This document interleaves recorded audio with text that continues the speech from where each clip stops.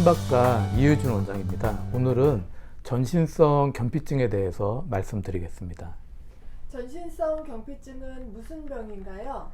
네, 전신성 경피증 하면 정말 들어보기 어려운 질병인데요. 자가면역 질환 중에 하나입니다. 이 자가면역 질환은요, 한 100개가 넘는데요. 그 중에 하나가 이 전신성 경피증입니다. 전신성 경피증은요, 전신성 경화증이라고도 불리는데요. 같은 말입니다. 영어로는 시스터믹 스클레오시스라고 부릅니다. 이 전신성 경피증은요, 한문으로 이렇게 풀어서 말씀드리면 온몸에 피부가 딱딱해지는 병이라는 뜻입니다. 다시 말씀드리면 딱딱할 경자, 피부 부자를 사용해서 피부가 딱딱해진다, 즉 경피증이 됩니다. 전신성 경피증의 증상은 무엇인가요? 전신성 경피증은 이 증상의 그 병명에서 보시는 것처럼 전신성이라는 이런 이제 명칭이 있는 것처럼 온 몸에 매우 다양하게 나타난다는 특징이 있고요. 첫 번째가 이제 피부의 증상인데요. 우선은 피부의 색깔이 변하는 겁니다. 제가 이제 현장에서 환자분들하고 이렇게 이제 상담을 하고 진료를 할 때 느낀 거는 환자분들 대부분 초반에 피부 색깔이 이렇게 변하는 거에 대해서는 둔감하게 넘어가는 경우가 많았습니다. 그래서 이제 팔뚝에 피부가 좀 검어졌는데 왜 그러지? 그리고 넘어가는 거예요. 발목에 피부가 좀 검어졌네. 이 쇄골 밑에 피부가 검어졌네. 초반에는 이렇게 잘 인지를 크게 못 하시고 넘어가는 경우가 이제 많았습니다. 이제 문제는 시간이 지나면서 이 피부가 검고 진한 게 부위가 점점 넓어지는 거예요. 그러다 보니까 이상하다, 되게 심해졌네. 그러면서 이제 병원을 찾게 되는 경우가 많습니다. 피부색이요, 변한 다음에는 그 색깔이 변한 그 피부를 눌러주면 딱딱해지는 증상이 나타납니다. 우리 이 사람의 피부는요, 이제 만져보고 이렇게 눌러보면 말랑말랑 해야 되는 게 정상이잖아요. 근데 이상하네? 왜 이렇게 딱딱하지? 우리가 나무 껍질 만지면 딱딱한 것처럼 이게 시간이 지날수록 점점점 더 딱딱해지는 것이 이 경피증의 아주 특별한 증상입니다. 이 딱딱해지는 것이 이제 시간이 지날수록 심해지고 이러다 보니까 문제가 발생하는데요. 자, 보세요. 손목에 이제 관절에 피부가 있잖아요. 이 손목 관절의 피부가 딱딱해지는 거죠. 그 다음에 손가락에 관절이 있잖아요. 손가락 관절의 피부가 딱딱해지는 거예요. 똑같이 발목, 팔꿈치, 무릎, 또 얼굴의 피부가 딱딱해지는 겁니다. 이러다 보면은 이 관절을 감싸고 있는 피부가 딱딱해지니까 관절을 잘 못 움직이는 또 증상들이 발생합니다. 자, 보세요. 손가락 피부가 딱딱해지니까 환자분들이 오셨어요. 좀 초반은 아니고 중기 정도 넘어가면 구부렸다 폈다 하는 게 어려워지는 거죠. 주먹을 쥐어보세요. 그러면 완전하게 쥐는 게 안 되는 거죠. 처음부터 그랬던 건 아닙니다. 처음에는 색깔만 변했다가 딱딱해지다가 나중에는 주먹을 완전히 쥐질 못해요. 손가락을 완전히 펴보세요. 그러면 완전히 피는 게 안 돼요. 그러면 이렇게 이 정도만 움직이는 거죠. 이러다 보니까 숟가락질, 젓가락질을 못하는 이 관절의 가동 범위가 잘 안 되는 이런 증상들이 나타나는 거죠. 그리고 이 손목에도 피부가 있잖아요. 이 손목 관절에 피부가 있는데 이게 딱딱하게 굳으니까 손목을 구부리고 피는 것이 잘 안 되는 거예요. 자, 손목을 움직여 보세요. 그러면 이렇게 움직이는 게 아니라 이 정도밖에 못 움직이는 거죠. 그리고 팔꿈치의 관절에도 피부가 있잖아요.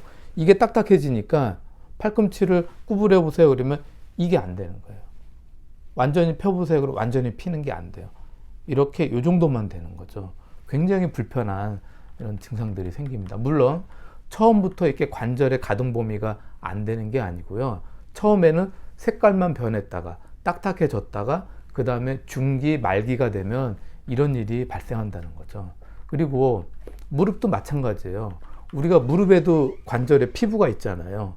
무릎 관절 피부가 딱딱해지니까 걷는 게 잘 안 되는 거예요. 그러니까 뭐가 안 돼요? 계단을 올라갈 때, 또 버스 타러 이제 버스 계단을 올라갈 때 잘 안 되는 거죠. 그러다 보니까 기둥을 잡고 또 난간을 잡고 올라가고 내려가야 하는 이런 불편한 증상들이 나타나고, 또 발목에 관절에 이 피부도 딱딱해지니까 이렇게 내가 신발 신는 게 잘 안 되지, 이런 증상이 나타나고, 또 그러다 보니까 걸음을 걷다가 넘어지는 그런 분들도 간혹 있습니다. 그리고 여기 저하고 상담을 하고 이제 치료를 하고 계시는 분도 초반에는 계단 오르내리는 게 너무 힘드니까 말씀이 어떻게 얘기하시냐면, 계단을 이렇게 우리가 일반적으로 내려가는 게 아니라 옆으로 한 계단 한 계단 디디면서 내려가시는 거고, 올라갈 때도 그렇게 움직이시는 거죠. 그러다 보니까 이 관절의 움직임에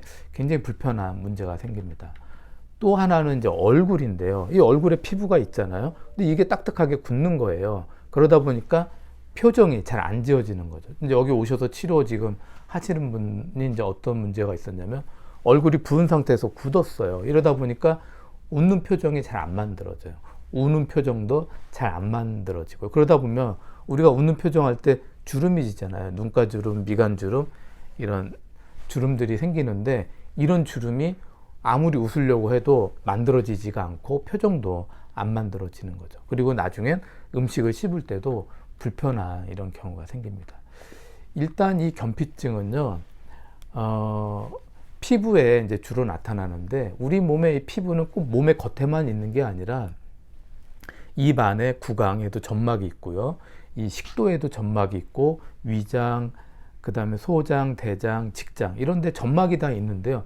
이런 부위도 딱딱해지는 이제 문제가 발생합니다. 게다가 이제 우리 몸에 폐도 있잖아요. 이 폐에도 이제 폐 겉에 폐 조직이 있고 폐 점막들이 있는데, 이런 것들이 딱딱하게 폐 점막들이 변하다 보니까 우리가 숨을 들이마셨어요. 그런데 이 폐 안에서, 폐에 있는 그 폐포에서 산소를 빨아들여야 되는데 빨아들이는 게 안 되는 거예요. 왜냐하면 폐가 딱딱해지니까 우리가 이 폐섬유화라고 하는 증상이 발생합니다. 그러다 보니까 산소 공급이 안 되니까 사망하는 이런 문제도 발생할 수 있습니다. 물론 이렇게 폐섬유화가 오는 경우는요, 드문 경우는 아닙니다. 굉장히 말기에 나타나는 증상이기 때문에 흔하게 나타나는 것은 아닙니다. 또 이 밖에도 이제 구강 점막, 이런 식도의 점막이 딱딱하게 이제 변하는 게 문제가 발생하는 건데요. 여기 식도가 있잖아요. 음식을 이제 넘겨야 되잖아요. 그러면 식도가 꿀렁꿀렁하게 이렇게 분절 운동을 통해서 음식을 밑으로 쭉쭉 내려보내 주는데, 딱딱한 음식, 그 다음에 나름 덩어리가 있는 음식을 넘겨주면 잘 이렇게 그 주물르면서 밑으로 내려주는 분절 운동을 통해서 밑으로 내려주는데, 딱딱하게 굳어버리니까 이게 안 되는 거예요. 그럼 어떻게 되겠어요? 좀 덩어리가 있는 음식을 먹고 삼키면 안 내려가는 거예요. 그러다 보니까 음식을 드실 때 어떻게 하시냐면, 모든 음식은 이제 가는 거죠. 갈아서 죽처럼 만들어서 삼켜야만 하는 경우도 발생합니다. 물론 이 경우에도 전신성 견피증의 초기나 중기에 나타나는 건 아니고요, 말기 때 나타나는 경우고, 그렇게 흔하게 자주 있는 증상은 아닙니다. 자, 물론 아까 말씀드린 위 점막에도 문제가 생기면 소화 기능에 문제가 생기겠죠. 그 다음에 대장 점막에도 문제가 생기면 장에 문제가 생기겠죠. 그러면서 이제 항문으로 음식이 나올 때 직장을 통해서 나오잖아요. 직장의 점막이 딱딱하게 굳는 경우도 있다는 거죠. 그러다 보면 어떻게 되냐면, 이제 전에 상담하셨고 이제 치료받으셨던 분의 이제 말씀이, 변이 그냥 항문이 완전하게 다물어지지가 않으니까 변이 그냥 흘러나오듯이 새듯이 나온다는 거예요. 그러니까 이런 경우도 나타날 수 있다는 겁니다. 물론 이런 경우도 좀 전에 말씀드린 것처럼 흔한 증상이 아닙니다. 전신성 견피증에서 말기 중에서도 말기가 됐을 때 나타나는 좀 드문 경우에 해당이 되는 경우이고요. 또 이것도 심장에도 침범하기도 합니다. 왜? 이게 면역질환이거든요. 면역질환이다 보니까 사실은 면역이라고 하는 이 면역세포들은 피부에만 있는 게 아니잖아요. 온몸에 다 있지 않습니까? 그러다 보니까 초기, 중기 때는 문제가 없었는데 말기에 또 말기가 되면서 장기에도 문제를 일으키게 됩니다. 장기 중에 제일 중요한 게 뭐예요? 가슴에 있는 심장이지 않습니까? 심장에도 침범하는 경우가 생깁니다. 물론 말기 중에 말기인 굉장히 드문 경우인데 만약에 여기 심장에 침범이 돼서 여기에 면역의 염증 반응들이 일어나면 어떤 증상이 일어나겠어요? 호흡곤란이 일어나겠죠.